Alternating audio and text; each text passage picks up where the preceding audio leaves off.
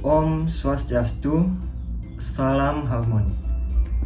Perkenalkan, nama saya Komang Puja Astana dengan NIM 1917051152 dari Prodi S1 Akuntansi. Pada kesempatan kali ini, saya akan mempresentasikan tentang proposal penelitian saya yang berjudul Analisis Kinerja APBD pada Provinsi di Indonesia sebelum dan semasa pandemi COVID-19. Sebelumnya, saya mengucapkan terima kasih kepada dosen pembimbing utama, Profesor Dr. Igusti Ayu Purnamawati SE MSI AK, dosen pembimbing pendamping Niwayan Yulianita Dewi SE AK MSA, dan dosen penelaah Nyoman Ayu Wulan Trisna Dewi SE MSc. Atas bimbingannya selama ini, serta kesediaannya untuk menyaksikan video presentasi dari saya. Adapun latar belakang pada penelitian ini yaitu pandemi COVID-19 berpengaruh terhadap berbagai sektor di Indonesia. Sektor yang terpengaruh cukup besar akibat adanya pandemi COVID-19 yaitu ekonomi, baik pada pemerintah tingkat pusat ataupun daerah. Pada tahun 2020, pertumbuhan ekonomi Indonesia mengalami penurunan sebesar 2,07%. Penurunan ini terjadi karena adanya 10 dari 17 sektor perekonomian di Indonesia yang mengalami kinerja negatif akibat dampak dari pandemi COVID-19. Penurunan ekonomi Indonesia secara langsung berdampak terhadap pengelolaan keuangan daerah, terutama pada pendapatan daerah. Menurut Undang-Undang Nomor 1 Tahun 2022 tentang hubungan keuangan antara pemerintah pusat dan pemerintah daerah menjelaskan bahwa pendapatan asli daerah merupakan pendapatan daerah yang diperoleh berdasarkan peraturan daerah yang berlaku. Penurunan keuangan daerah yang disebabkan pandemi COVID-19 memaksa pemerintah berupaya menyusun kebijakan-kebijakan dalam menanggulangi pandemi COVID-19 sehingga dapat berpengaruh terhadap peningkatan keuangan daerah. Pemerintah mengeluarkan kebijakan berupa peraturan pemerintah pengganti Undang-Undang Perpu Nomor 1 Tahun 2020 mengenai kebijakan keuangan negara dan stabilitas sistem keuangan untuk penanganan pandemi COVID-19. Perpu tersebut merupakan landasan bagi pemerintah pusat maupun pemerintah daerah dalam melakukan refocusing dan relokasi anggaran pada masa pandemi COVID-19. Refocusing anggaran merupakan kewenangan dalam melakukan penguatan penggunaan alokasi anggaran untuk kegiatan tertentu. Kebijakan refocusing anggaran akan menimbulkan permasalahan baru tentang kinerja dari anggaran yang disusun setelah adanya peraturan pemerintah pengganti Undang-Undang Perpu, dan secara khususnya kinerja anggaran pada masa pandemi COVID-19. Permasalahan ini timbul atas bagaimana kinerja yang dapat dicapai pada adanya kebijakan refocusing anggaran. Pengukuran kinerja sangat penting dilakukan untuk menilai akuntabilitas organisasi pemerintahan dalam menghasilkan pelayanan publik yang lebih baik. Berdasarkan pemaparan latar belakang di atas, maka peneliti akan menganalisis tentang kinerja APBD provinsi di Indonesia sebelum dan semasa pandemi COVID-19 dengan pendekatan value for money.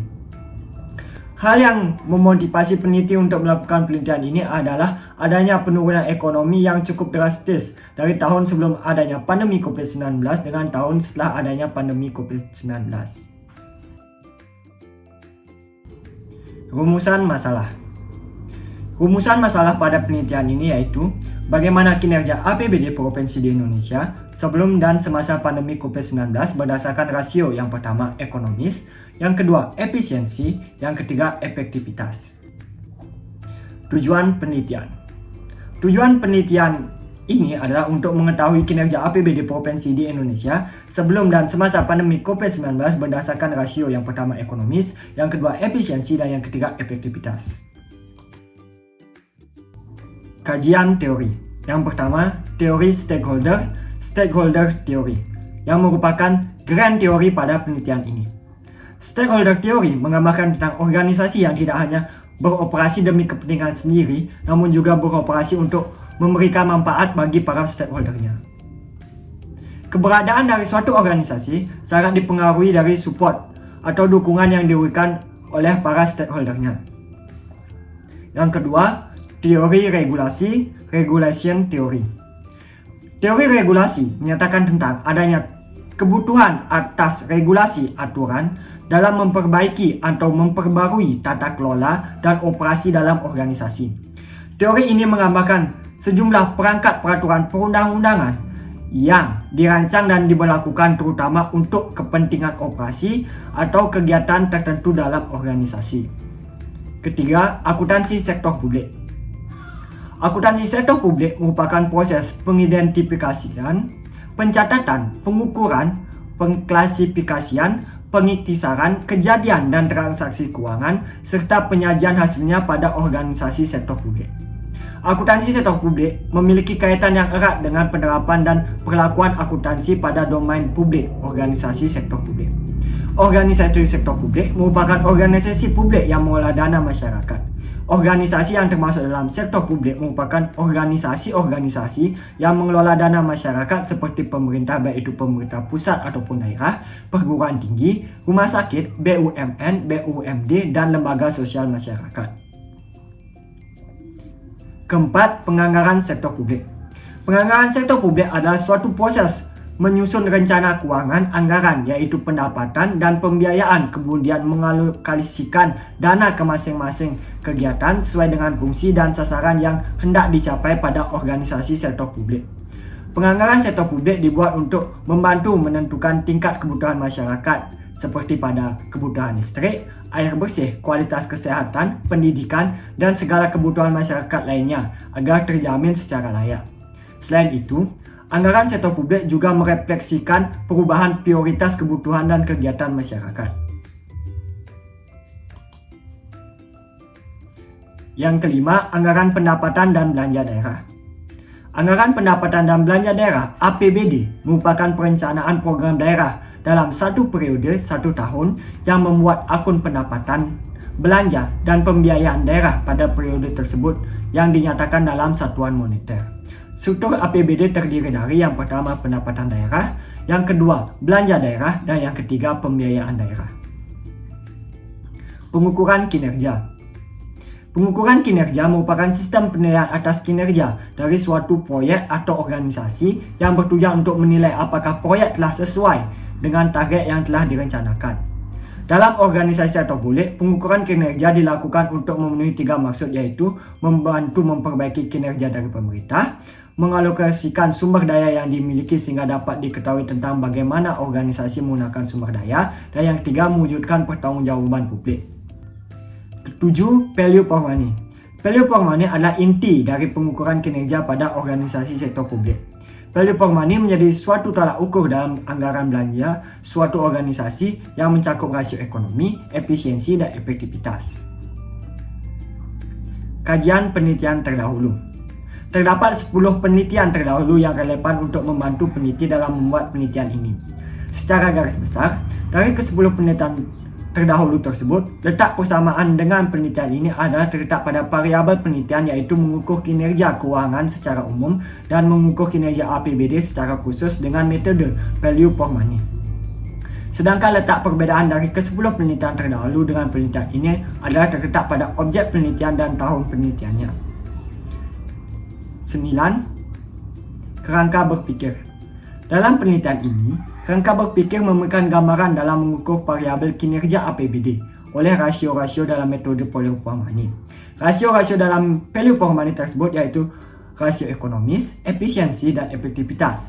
Selanjutnya, hasil atau nilai yang didapat dari perhitungan ketiga rasio akan dianalisis lebih lanjut untuk dibandingkan antara nilai sebelum dan semasa pandemi COVID-19 untuk mengetahui lebih dalam pengaruh dari adanya pandemi atau secara khususnya adanya kebijakan refocusing anggaran.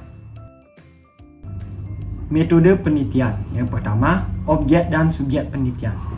Objek dalam penelitian ini yaitu kinerja APBD secara ekonomis, efektif, dan efisien pada periode sebelum dan semasa pandemi COVID-19. Adapun subjek penelitian ini adalah 34 provinsi di Indonesia. Kedua, tempat dan waktu penelitian. Penelitian ini dilakukan pada 34 provinsi di Indonesia.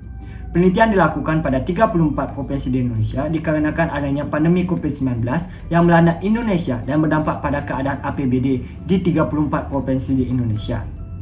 Penelitian ini dilakukan pada tahun 2022. Ketiga, rancangan penelitian. Penelitian ini merupakan penelitian deskriptif kuantitatif. Penelitian deskriptif kuantitatif merupakan penelitian yang berusaha untuk menentukan pemecahan masalah yang ada sekarang berdasarkan data-data, menyajikan, menganalisis dan menginterpretasikannya. Yang keempat, populasi dan sampel penelitian. Populasi yang digunakan dalam penelitian ini adalah 38 provinsi di Indonesia, sedangkan sampel dalam penelitian ini yaitu 34 provinsi. 5. Data dan metode pengumpulan data.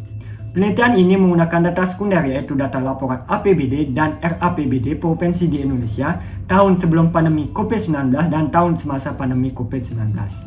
Metode pengumpulan data yang diterapkan dalam penelitian ini adalah dokumentasi. Keenam, instrumen penelitian. Instrumen penelitian yang digunakan pada penelitian ini yaitu dokumentasi. Jenis dokumentasi yang digunakan dalam penelitian ini adalah dokumentasi sekunder. Ketujuh, metode dan teknik analisis data. Metode dalam menganalisis data pada penelitian ini yaitu metode kuantitatif. Metode kuantitatif merupakan metode yang mengolah data dalam bentuk angka sehingga dapat memberikan gambaran atas masalah dalam penelitian. Teknik analisis data yang digunakan dalam mengukur kinerja APBD provinsi di Indonesia tahun sebelum dan semasa pandemi COVID-19 adalah dengan menerapkan metode value for money untuk laporan APBD dan RAPBD provinsi di Indonesia tahun sebelum pandemi COVID-19 dan tahun semasa pandemi COVID-19. Sekian presentasi yang dapat saya sampaikan. Terima kasih. Matur suksema. Om Santi Santi Santi Om dan sampai jumpa.